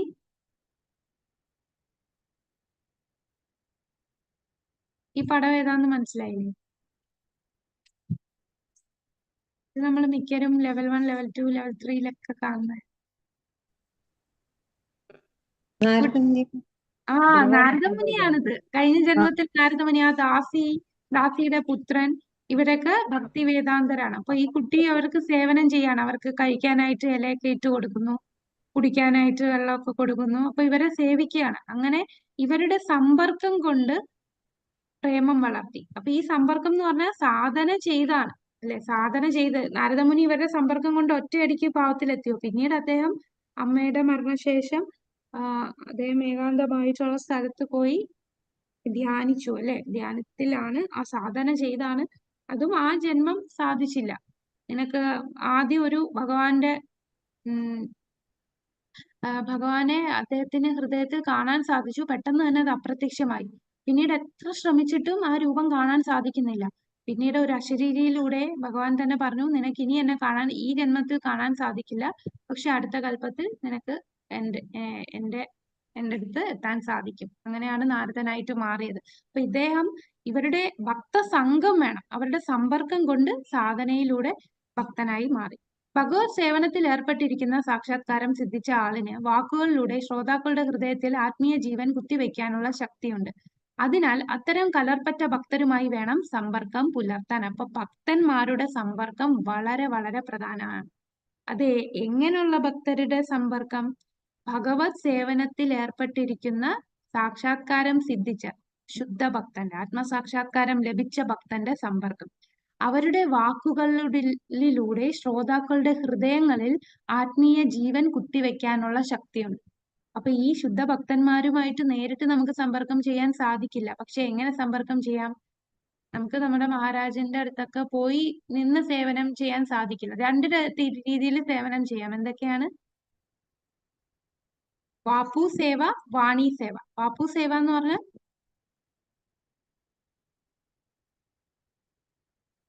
ശരീരം കൊണ്ട് നമുക്ക്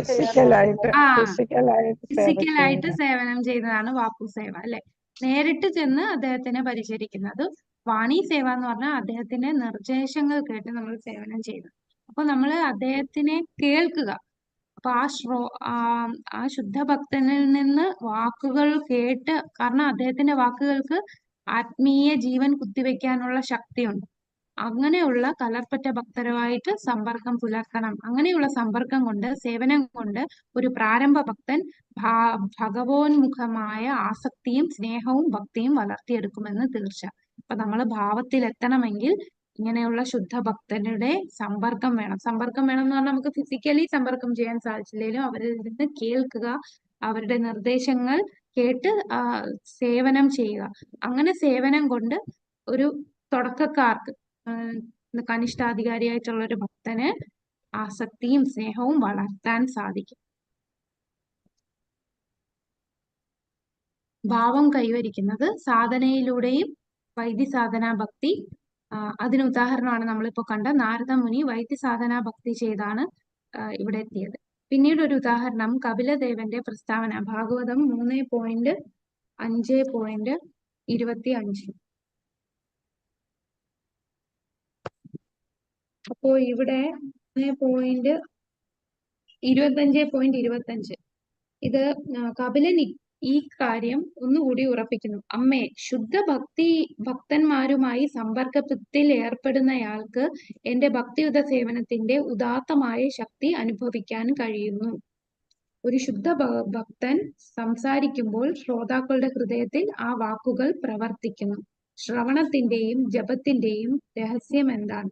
പ്രസംഗം തൊഴിലാക്കിയിരിക്കുന്ന ഒരുവന് കേൾവിക്കാരുടെ ഹൃദയത്തിൽ അതീന്ദ്രിയമായ ഹർഷോന്മാദം സൃഷ്ടിക്കാൻ കഴിയുകയില്ല. അതാണ് നമ്മൾ ശുദ്ധ ഭക്തന്മാരെ കേൾക്കുക. അങ്ങനെ ആ ശുദ്ധ ഭക്തനിൽ നിന്ന് കേൾക്കുമ്പോൾ, ആ ആത്മസാക്ഷാത്കാരം ലഭിച്ച ആളിൽ നിന്ന് കേൾക്കുമ്പോൾ അവരുമായിട്ട് സമ്പർക്കം ചെയ്യുകയും അവരെ സേവിക്കുകയും ചെയ്താൽ നമുക്ക് ഈ ഭാവഭക്തി കൈവരിക്കാൻ സാധിക്കും. അതേസമയം ഈ ഒരുപാട് ക്ഷേത്രങ്ങളിൽ ഭാഗവത സപ്താഹമുണ്ട്. അവരുടെയൊക്കെ വാക്കുകൾ കേട്ടാൽ നമ്മളെ ഹൃദയത്തിൽ എന്തെങ്കിലും മാറ്റം വരുമോ? ആ സമയത്ത് കുറെ കഥകൾ കേൾക്കുന്നതല്ലാതെ അത് കേട്ട് കഴിഞ്ഞാൽ നമ്മൾ വീണ്ടും ഭൗതികമായിട്ടുള്ള കാര്യങ്ങളായിരുന്നു ചെയ്തുകൊണ്ടിരിക്കുന്നത്. അവർക്ക് നമ്മുടെ ഹൃദയത്തെ മാറ്റാൻ സാധിക്കില്ല. കാരണം എന്താണ്? അവരതൊരു ബിസിനസ് ആയിട്ടാണ് കാണുന്നത്.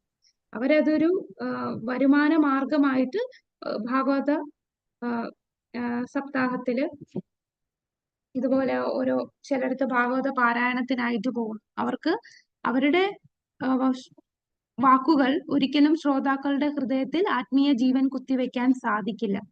അപ്പൊ കലർപ്പറ്റ ഭക്തരുമായിട്ട് വേണം സമ്പർക്കം പുലർത്താൻ. അവരിൽ നിന്ന് വേണം നമ്മൾ കേൾക്കാൻ, അവർക്ക് സേവനം ചെയ്യുക. അങ്ങനെ നമുക്ക് ഭാവത്തിലെത്താൻ സാധിക്കും.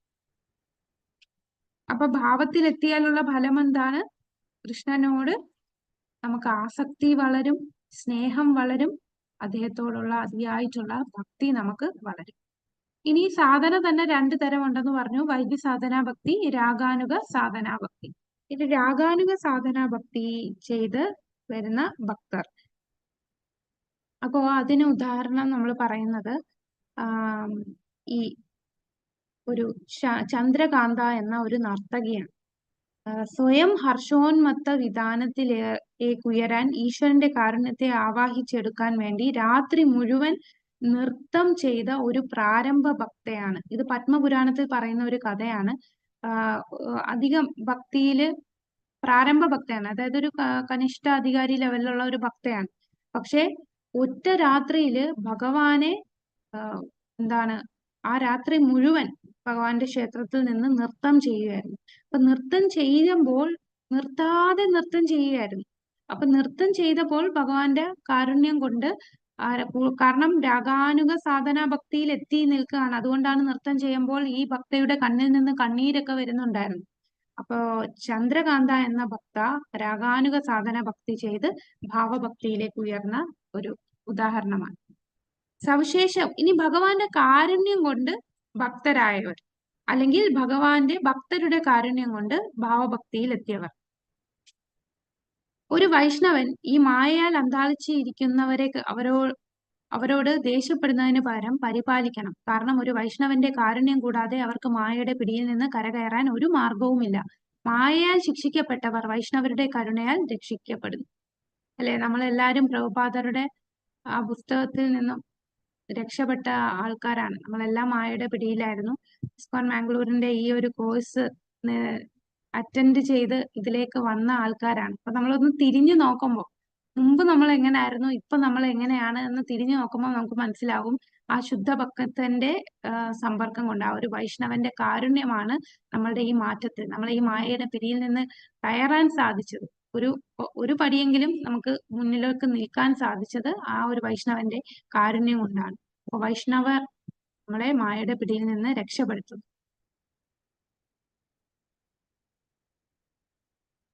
ഓക്കെ, ഇനി ഭഗവാന്റെ കാരുണ്യം കൊണ്ട് എങ്ങനെയാണ് നമുക്ക് ഭാവഭക്തിയിൽ എത്തുക? അതിനുള്ള ഉദാഹരണവും പല രീതിയുമാണ് പറയുന്നത്. ആദ്യം ഭഗവാന്റെ സംഭാഷണം വഴി, ഭഗവാന്റെ വാക്കുകൾ വഴി. അവര് സാധനയൊന്നും അധികം ചെയ്തിട്ടുണ്ടാവില്ല, ഈ സാധന ഭക്തി ഒന്നും ചെയ്തിട്ടുണ്ടാവില്ല, പക്ഷെ ഭഗവാന്റെ കാരുണ്യം കൊണ്ട് ഭാവഭക്തിയിലെത്തിയവരാണ്. അതിനുള്ള ഉദാഹരണമാണ് ആദ്യം ഭഗവാന്റെ വാക്കുകൾ കേട്ട് ഭാവഭക്തിയിലെത്തിയ ആൾക്കാരെയാണ് ഇവിടെ പറയുന്നത്. ഇത് കൃഷ്ണൻ നാരദ മുനിയോട് നാരദ പുരാണത്തിൽ പറയുന്നതാണ്. ബ്രാഹ്മണോത്തം സമയം അതീന്ദ്രിയമായ പരമാനന്ദം നിറഞ്ഞതും മംഗളദായകവുമായ കലർപ്പറ്റ ഭക്തി സേവനം വളരാൻ ഞാൻ അങ്ങയെ അനുഗ്രഹിക്കുന്നു. അപ്പം കൃഷ്ണൻ നാരദനോട് ഈ ഒരു വാക്ക് പറഞ്ഞപ്പോൾ അദ്ദേഹം ആ ഭാവഭക്തിയിൽ ഹർഷോന്മാദമായ പ്രേമത്തിലേക്ക് വളർന്നു എന്നാണ് നാരദീയ പുരാണത്തിൽ പറയുന്നത്. നമ്മൾ സാധനാ ഭക്തിയുടെ ഉദാഹരണം പറഞ്ഞപ്പോഴും നാരദ മുനിയെ പറഞ്ഞു. നാരദ മുനി സാധന ഭക്തി ചെയ്താണ് വന്നത്. ഇനി വെറും സംഭാഷണം കൊണ്ട് മാത്രം ഹർഷോന്മാദമായ പ്രേമം വളർന്നതിനെ കുറിച്ച് നാരദീയ പുരാണം പറയുകയാണ്. കൃഷ്ണൻ നാരദനോട് പറയുന്നു, ബ്രാഹ്മണോത്തമേ, അതീന്ദ്രിയമായ പരമാനന്ദം നിറഞ്ഞതും സർവമംഗളകരവുമായ കലർപ്പറ്റ ഭക്തി സേവനം വളരാൻ ഞാൻ അങ്ങയെ അനുഗ്രഹിക്കുന്നു എന്ന് പറയുന്നു. കൂടാതെ വേറൊരു ഭക്തൻ ഭഗവാന്റെ വാക്ക് കേട്ടിട്ട് ഭാവഭക്തിയിൽ വന്നു. അദ്ദേഹം സാധന ഒന്നും ചെയ്തില്ല, അമ്മയുടെ ഗർഭത്തിൽ ഇരുന്ന് തന്നെ ഭഗവാന്റെ ആ ഒരു വാക്ക് കേട്ട് വെളിയിൽ വന്നതാണ്. അതാരാണ്? ശുഗദേവൻ അല്ലെ. ശുഗദേവൻ ജനിച്ചു കഴിഞ്ഞിട്ട് സാധനയൊക്കെ ചെയ്തിട്ടാണോ നാമ ജപിക്കുകയും ഇങ്ങനെ 9 തരം ഭക്തിയുത സേവനം ചെയ്യുകയും ഒന്നും ചെയ്തില്ല. അദ്ദേഹം ജനിച്ചപ്പോഴേ സിദ്ധനായിട്ടാണ് വന്നത്, അല്ലെ, ഒരു ഭക്തനായിട്ട് തന്നെയാണ് വന്നത്. അവിടെ ഭഗവാന്റെ വാക്കുകൾ ഭഗവാൻ ഗർഭത്തിൽ ഇരുന്ന് അമ്മയുടെ ഗർഭത്തിൽ നിന്ന് പുറത്തു വരുന്നില്ല, മായയുടെ പിടിയിൽപ്പെടുമെന്ന് പറഞ്ഞ് 16 വർഷത്തോളം അമ്മയുടെ ഗർഭത്തിൽ തന്നെ നിൽക്കുകയാണ്. അങ്ങനെ വാട്ടിക മാതാവ് ഒരുപാട് വേദന അനുഭവിക്കുകയാണ്. അങ്ങനെ വ്യാസദേവൻ ഭഗവാന്റെ അടുത്ത് പറയും. അങ്ങനെ ഭഗവാൻ നേരിട്ട് വന്ന് ശുകദേവനോട് ഗർഭത്തിലുള്ള കുഞ്ഞിനോട് പറയുകയാണ്, നീ മായയുടെ പിടിയിൽപ്പെടില്ല, നീ എത്രയും വേഗം വെളിയിൽ വന്നോളൂ. അവിടെ ഭഗവാൻ വാക്കുകളിലൂടെ സംഭാഷണത്തിലൂടെ ഒരു കാരുണ്യം ചൊരിഞ്ഞു. ദർശനം, നോട്ടത്തിലൂടെ ഭഗവാന്റെ കാരുണ്യം കൊണ്ട് ഭക്തിയിലെത്തുന്നവർ. ഒരു നോട്ടം കൊണ്ട് ഹർഷോന്മത്തമായ പ്രേമം വളർന്നത് സ്കന്ദപുരാണത്തിലാണ് പറയുന്നത്. ജാങ്കല ദേശവാസി, അവര് പശുക്കളെ മേയ്ക്കുന്ന ആൺകുട്ടികൾ ഉള്ള പശുക്കളെ മേയ്ച്ച് നടക്കുന്നവരാണ്. അപ്പൊ ജാങ്കല ദേശവാസികൾ കൃഷ്ണനെ കണ്ടപ്പോൾ അദ്ദേഹത്തിൽ നിന്നും കണ്ണ് പറിക്കാനാവാതെ നിന്നുപോയി, അന്തം വിട്ടുപോയി എന്നാണ് പറയുന്നത്. അപ്പൊ ഭഗവാനെ കണ്ടതേ ഉള്ളൂ. ആ ഒരു ദർശനം കൊണ്ട് തന്നെ അവർക്ക് ഹർഷോന്മാദമായ പ്രേമം വളർന്നു. അത് ഭഗവാന്റെ കാരുണ്യം അവർക്ക് കിട്ടിയതാണ്. പിന്നെ ഹൃദയപൂർവമുള്ള ആശംസയുടെ കഥ. ഇത് ശുഗസംഹിതയിലൂടെയാണ് നാരദൻ വ്യാസദേവനോട് പറയുന്നു. ഭഗവാന്റെ പരമഭക്തനായ ഒരു പുത്രൻ അങ്ങേക്കുണ്ട്. ഭക്തി സേവനത്തിന്റെ നിയാത്മക തത്വങ്ങളൊന്നും അനുസരിക്കാതെ തന്നെ അനവധി ജന്മങ്ങളിൽ ഭക്തി സേവനം നടത്തി കൈവരിക്കുന്ന നേട്ടങ്ങളുടെ ലക്ഷണങ്ങൾ കൊണ്ട് അദ്ദേഹം സമ്പന്നനാണെന്നും ഞാൻ കാണുന്നു. അപ്പൊ ഇവിടെ ഹൃദയത്തിലൂടെ അനുഗ്രഹം കൊടുത്തത്, അതുപോലെ വാക്കുകളിലൂടെ അനുഗ്രഹം കൊടുത്തത്, ഇത് രണ്ടിനും നമുക്ക് ഉദാഹരണം പറയുന്നത് ശുകദേവ ഗോസ്വാമിയെ പറയുന്നു. അവിടെ ഹൃദയത്തിലൂടെ ഭഗവാൻ ശുകദേവ ഗോസ്വാമിക്ക് അനുഗ്രഹം കൊടുത്തു, കൂടാതെ ആ വാക്കുകളിലും അദ്ദേഹത്തിന് ലഭിച്ചു. അപ്പൊ ഇവിടെ 3 ഉദാഹരണങ്ങളാണ് പറയുന്നത്. വാക്കുകൊണ്ട് ഭക്തിയിലെത്തിയത് നാരദ പുരാണത്തില് നാരദനോട് കൃഷ്ണൻ പറയുന്ന വാക്കുകളും, ദർശനത്തിലൂടെ ഭക്തിയിലെത്തിയത് പശുക്കളെ മേയ്ക്കുന്ന ജാങ്കല ദേശവാസികളെ കൃഷ്ണൻ കണ്ടപ്പോഴുള്ള കാര്യമാണ് പറയുന്നത്. അവർക്ക് ഭക്തിയിൽ ഉയരാൻ സാധിച്ചു. പിന്നെ ഹൃദയം അനുഗ്രഹത്തിലൂടെ കൊടുത്തത്, അത് ഗർഭപാത്രത്തിലുള്ള ഉള്ളിൽ ശുകദേവ ഗോസ്വാമിക്ക് ഭാവഭക്തിയിൽ എത്താൻ സാധിച്ചതാണ്. അപ്പൊ ഇവരൊക്കെ എന്താണ്, സാധന ചെയ്ത് ഭാവത്തിലെത്തിയതല്ല, ഭഗവാന്റെ കാരുണ്യം കൊണ്ട് ഭാവത്തിലെത്തിയതാണ്, സവിശേഷ കാരുണ്യം ലഭിച്ചതാണ്. അപ്പൊ ഇത് എല്ലാവർക്കും ലഭിക്കുമോ? ഇങ്ങനെ എനിക്ക് കാരുണ്യം ലഭിക്കും, സാധന ചെയ്യണ്ടെന്നും പറഞ്ഞ് ഇരിക്കാൻ പറ്റുമോ? ഇല്ല, നമ്മൾ സാധന ചെയ്യണം. ഭഗവാന്റെ കാരുണ്യം ഉള്ളപ്പോൾ തീർച്ചയായിട്ടും സാധന ചെയ്ത് നമ്മൾ ഏബിൾ ആണെന്ന് കാണുമ്പോൾ ഭഗവാന്റെ കാരുണ്യം നമുക്ക് ലഭിക്കും. അങ്ങനെ നമുക്ക് ഭാവത്തിൽ ഉയരാൻ സാധിക്കും. അതെങ്ങനെ ലഭിക്കണം? അത് ലഭിക്കാനായിട്ട് നമ്മൾ ശുദ്ധ ഭക്തരായ കളർപ്പറ്റ ഭഗവാന്റെ ഭക്തരുടെ സമ്പർക്കത്തിലൂടെ വേണം നമുക്കത് ലഭിക്കാൻ. ഇനി കൃഷ്ണന്റെ കാരുണ്യം കൊണ്ട് ലഭിച്ചവരുടെ കാര്യമാണ് ഇവിടെ പറഞ്ഞത്. ഇനി നമ്മൾ കാണാൻ പോകുന്ന കൃഷ്ണ ഭക്തന്റെ കാരുണ്യം ലഭിച്ചത്. അതിന് ഉദാഹരണം പറയാമോ? ഭഗവാന്റെ ഭക്തന്റെ കാരുണ്യം ലഭിച്ചത്. നാരദമുനി പ്രഹ്ലാദൻ അല്ലെ. പ്രഹ്ലാദൻ രാക്ഷസ കുലത്തിൽ ജനിച്ചതാണ്, ഹിരണ്യകശിപുവിന്റെ മകനാണ്. പക്ഷേ പ്രഹ്ലാദൻ എന്താണ്? ഭക്തനായിട്ടാണ് ജനിച്ചത്. ഭക്ത പ്രഹ്ലാദൻ. എങ്ങനെയാണ് ഭക്തനായത്? നാരദ മുനിയുടെ അനുഗ്രഹം കൊണ്ടല്ലേ. ഗർഭപാത്രത്തിനുള്ളിൽ പ്രഹ്ലാദ മഹാരാജാവ്. പിന്നീട് ഒരു ഉദാഹരണമാണ് മൃഗാരിക്ക് നാരദ മുനിയുടെ അനുഗ്രഹം കൊണ്ടാണ് മൃഗാരി ഭക്തനായിട്ട് മാറിയത്. അപ്പോ ഇവിടെ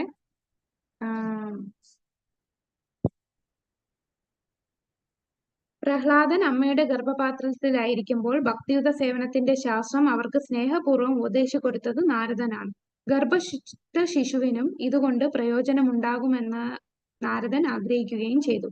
ഭഗവാന്റെ ആധികാരിക ഭക്തനായ നാരദൻ ശുഭം ആശംസിച്ചതിന്റെ ഫലമായി പ്രഹ്ലാദൻ മേലെ കിടക്കയിലുള്ള ഉത്തമ ഭക്തനായി തീർന്നു. ഇനി മറ്റൊരു ഉദാഹരണം സ്കന്ദപുരാണത്തിൽ മൃഗാരിയുടെ കാര്യമാണ് പറയുന്നത്. അപ്പോ ഇവിടെ മൃഗാരി പർവമുനി നാരദനോട് പറയുന്നതാണ്, പ്രിയപ്പെട്ട നാരദരെ, അങ്ങയുടെ ആശംസ ഒന്നുകൊണ്ട് മാത്രം അധകൃത വർഗത്തിൽ ജനിച്ച വേടൻ പോലും മഹാനായെന്ന് മാത്രമല്ല ഉന്നത ശ്രേണിയിലുള്ള കൃഷ്ണഭക്തനുമായി തീർന്നു. പുണ്യാത്മാക്കളിൽ വെച്ച് അത്രയ്ക്ക് വലിയ മഹാനും ഗംഭീരനുമാണ് അങ്ങ്. ഒരു ശുദ്ധ ഭക്തന്റെ സമ്പർക്കം കൊണ്ട് നമുക്ക് ഭാവഭക്തിയിൽ, ആ ഭക്തന്റെ അനുഗ്രഹം കൊണ്ട് ഭാവഭക്തിയിൽ എത്താൻ സാധിക്കും.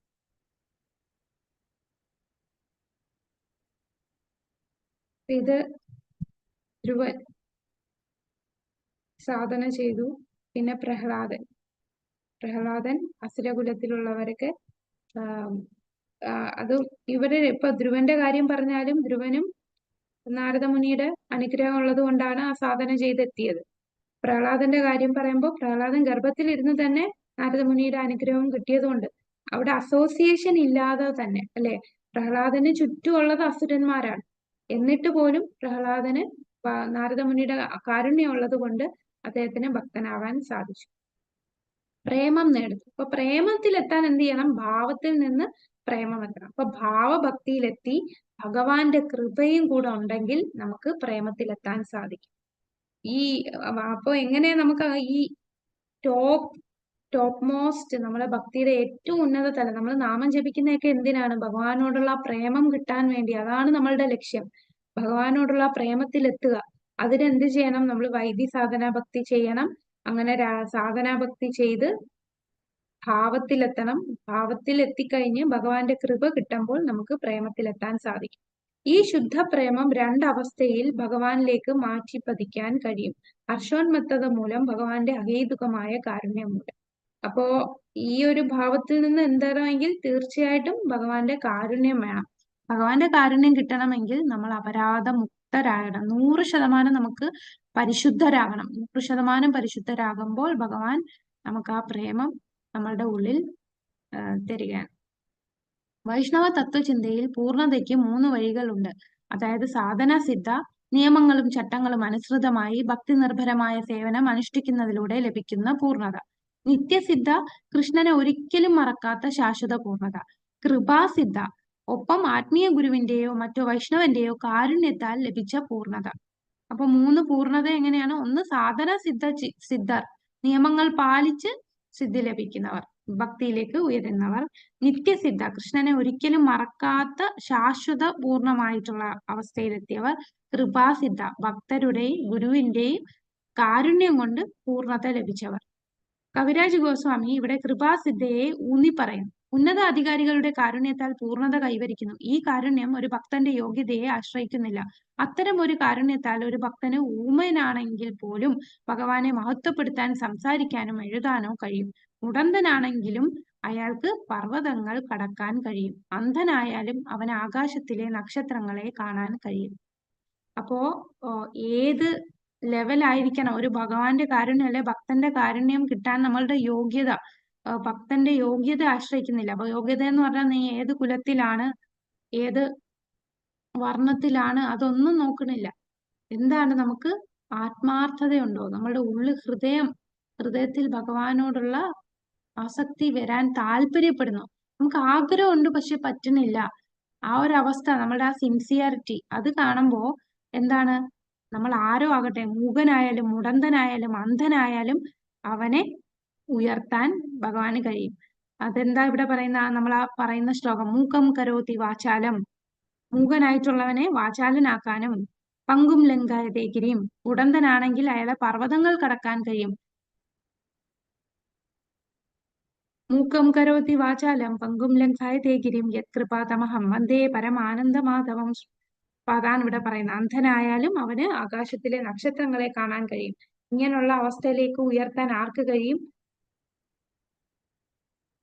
ഭഗവാന്റെയും ഭക്തന്റെയും കാരുണ്യം കൊണ്ട് കഴിയും. ഒരു ഭക്തന്റെ കാരുണ്യം ഉണ്ടെങ്കിൽ എന്തും സാധിക്കും. അതാണ് ഇവിടെ ഉദ്ദേശിക്കുന്നത്. നമുക്ക് നടക്കില്ല എന്ന് ഉദ്ദേശിക്കുന്നത് നടത്താൻ ഭഗവാന്റെ ഭക്തന് സാധിക്കും. അപ്പൊ ഭഗവത് ഭക്തരുടെ കാരുണ്യം ഇവിടെ ഊന്നി പറയാണ്. കൃഷ്ണന്റെ ദിവ്യ കാരുണ്യം ഞാൻ ഭക്തിയോടെ സ്മരിക്കുന്നു. ഭഗവാൻ കാരണം മൂകൻ സംസാരിക്കും, മുടന്തൻ ഉയർന്ന പർവ്വതങ്ങൾ കടക്കുകയും ചെയ്യും. മാധവന്റെ പരമാനന്ദ പ്രകടനത്തിൽ നിന്ന് പ്രവഹിക്കുന്ന കൃപ ഞാൻ സ്മരിക്കുന്നു. അപ്പൊ ഭഗവാന്റെ കൃപ അല്ലെ ഭഗവത് ഭക്തരുടെ കൃപയുണ്ടെങ്കിൽ തീർച്ചയായിട്ടും നമുക്ക് ആ ഭാവഭക്തിയിൽ എത്താൻ സാധിക്കും. അപ്പം നമ്മൾ എന്താണ് ചെയ്യേണ്ടത്? നമ്മളെ സാധന നല്ല കൃത്യമായിട്ട് ചെയ്യുക. നമ്മൾ ഈ വീഴ്ച സംഭവിക്കുന്ന 2 കാര്യങ്ങളാണ്. ഒന്ന്, നമ്മൾ സാധന വീക്കാവും. നമ്മളുടെ സാധന അത്ര നല്ല സാധന അല്ലാത്തപ്പോ, അതായത് നമുക്ക് ചില കാര്യങ്ങൾ പിന്നെ ചെയ്യാം. നാമം ജപിക്കാൻ ഇപ്പൊ 16 മാല ബ്രഹ്മമുഹൂർത്തം സമയത്ത് 7 മണിക്ക് മുമ്പ് തീർക്കുന്നതിന് വരെ ഇനി സമയമുണ്ടല്ലോ, ബാക്കി ഞാൻ പിന്നെ ചെയ്യാം, ഇന്ന് രാത്രിക്കുള്ളിൽ ഞാൻ കംപ്ലീറ്റ് ചെയ്യാം. അതൊക്കെ നമ്മളെ സാധനയിലെ ഒരു അലസത വരുത്തുന്നതാണ്. പിന്നീട് രണ്ടാമത്തെ നമ്മളെ സാധനയില് അല്ലെ നമ്മുടെ ഭക്തിയിൽ താഴോട്ട് പോകാനുള്ള പ്രധാനപ്പെട്ട കാര്യം എന്തായിരിക്കും? നമ്മള് ഭക്തിയിൽ തടസ്സം വരുന്നത്, ഉയർന്നു പോകാൻ തടസ്സം വരുന്നത് വൈഷ്ണവാപരാധം. വൈഷ്ണവ അപരാധം വളരെ പ്രധാനപ്പെട്ടതാണ്. നമ്മൾ പോലും അറിയില്ല. ചിലപ്പോ അത് നമ്മള് അങ്ങനെ ചിന്തിച്ചായിരിക്കില്ല പറയുന്നത്. അൺഇന്റൻഷണൽ ആയിട്ടും ചിലപ്പോ അപരാധം വരും. അപ്പൊ ഭക്തരുമായിട്ടുള്ള സംഘം വരുമ്പോ അപരാധം നാച്ചുറലി വരും. അപ്പൊ അത് ഒഴിവാക്കുക. വൈഷ്ണവ അപരാധം, നമ്മൾ ആരെയും കുറ്റം കണ്ടുപിടിക്കാതിരിക്കുക. എല്ലാരും ഭഗവാന്റെ അംശമാണ്. മനുഷ്യരാകുമ്പോ എല്ലാവർക്കും തെറ്റുകുറ്റങ്ങളുണ്ട്. അപ്പോ നമ്മൾ എല്ലാവരെയും നല്ല വിനീതരായിട്ട് എല്ലാരെയായിട്ട് ഡീൽ ചെയ്യുക. നമ്മള് ഇപ്പൊ ചിലപ്പം നമ്മളൊന്ന് മേൽക്കൈ കൊടുത്ത് സംസാരിക്കുമ്പോൾ വേറൊരാൾക്ക് ഇഷ്ടപ്പെട്ടൊന്നും വരില്ല. അപ്പൊ അതൊക്കെ നമുക്ക് പ്രശ്നങ്ങൾ വരും. നമ്മുടെ അപരാധം, വൈഷ്ണവ അപരാധം, അത് എന്തായിട്ടാണ് ഉപമിച്ചിരിക്കുന്നത്? ഒരു മൃഗമായിട്ട് ഉപമിച്ചിട്ടുണ്ടല്ലോ. ആന മതയാന. മതയാനയായിട്ട് ഉപമിച്ചിരിക്കുകയാണ്. അത് നമ്മളുടെ ഭക്തിലതയെ നശിപ്പിക്കും. ആ ഭക്തിലത ഇങ്ങനെ ഭക്തിയിൽ ഉയർന്നു വരുമ്പോ ആ മതയാന വരുമ്പോ എങ്ങനെയാണ് ആ ഒരു തോട്ടത്തിൽ വരുമ്പോ എല്ലാം ചവിട്ടി മെതിച്ച് കളയും. അതുപോലെ ആ ഭക്തി നമുക്ക്, പിന്നെ ഭക്തിയിൽ നമുക്ക് ഒരു ഉത്സാഹം കാണത്തില്ല. ഭക്തി ചെയ്യാനൊക്കെ ഒരു മടി വരും. അതൊക്കെ വൈഷ്ണവ അപരാധം വരുമ്പോ പിന്നെ നമ്മള് സാധനയില് നമ്മള് നല്ല സ്റ്റിഫായിട്ട് നിൽക്കണം. അല്ലെങ്കിൽ നമുക്ക് വീഴ്ച സംഭവിക്കും. എന്നാൽ നമ്മൾ ആഗ്രഹിക്കുന്നു, പക്ഷെ എനിക്ക് പറ്റുന്നില്ല, അങ്ങനെയൊക്കെ നമ്മൾ ഉണ്ടെങ്കിൽ നമ്മൾ ആത്മാർത്ഥമായിട്ട് പ്രാർത്ഥിക്കുക ഭഗവാനോട്. ഭഗവാനെ എനിക്ക് ചെയ്യാൻ ആഗ്രഹമുണ്ട്, ആത്മാർത്ഥമായിട്ട് ആഗ്രഹിക്കുന്നുണ്ട്, പക്ഷെ എന്റെ ഇന്ദ്രിയങ്ങൾ അതിന് അനുവദിക്കുന്നില്ല, എന്റെ സാഹചര്യങ്ങൾ അങ്ങനെ അനുവദിക്കുന്നില്ല. അങ്ങനെയൊക്കെ ഉണ്ടെങ്കിൽ നമ്മൾ ആത്മാർത്ഥമായിട്ട് ഭഗവാനോട് അത്രയും ഹൃദയം തുറന്ന് പ്രാർത്ഥിക്കുക. തീർച്ചയായിട്ടും ഭഗവാന്റെ കാരുണ്യം ലഭിക്കും. നമ്മുടെ സാഹചര്യങ്ങൾ മാറും. നമുക്ക് ഒരുപാട് അനുകൂലമായിട്ട് ഭക്തിയിൽ ഉയരാനുള്ള ഘട്ടങ്ങളൊക്കെ ഭഗവാൻ അറേഞ്ച് ചെയ്ത് തരും. അപ്പൊ അതാണ് ഭഗവാന്റെ കാരുണ്യം. അത് ഭഗവാന്റെ നടത്താൻ പറ്റാത്തതായിട്ട് ഒന്നുമില്ല, അല്ലെ? അതാണ് ഇവിടെ ഈ ഒരു ശ്ലോകത്തിൽ നിന്ന് ഹൈലൈറ്റ് ചെയ്യുന്നത്. മൂകനെ തന്നെ വാചാലനാക്കാൻ സാധിക്കും. അപ്പോ ഭഗവാന് നിയന്ത്രണത്തിലല്ലാത്ത ഒന്നും ഈ പ്രപഞ്ചത്തിലില്ല. അപ്പൊ നമ്മൾ ഭഗവത് ഭക്തരെ അത്രയും കണ്ട് സേവിക്കുക, അവരെ പ്രണമിക്കുക, അവരുടെ വാക്കുകൾ കേൾക്കുക, ഭഗവാനോട് ആത്മാർത്ഥമായിട്ട് പ്രാർത്ഥിക്കുക. അങ്ങനെ നമുക്ക് ഈ ജന്മം തന്നെ നമുക്ക് ആ ഒരു ലെവലിലേക്ക് എത്താൻ സാധിക്കട്ടെ. ഹരേ കൃഷ്ണ ഹരേ കൃഷ്ണ കൃഷ്ണ കൃഷ്ണ ഹരേ ഹരേ, ഹരേ രാമ രാമ രാമ. വാഞ്ചാകൽപതരുഭ്യശ്ച കൃപ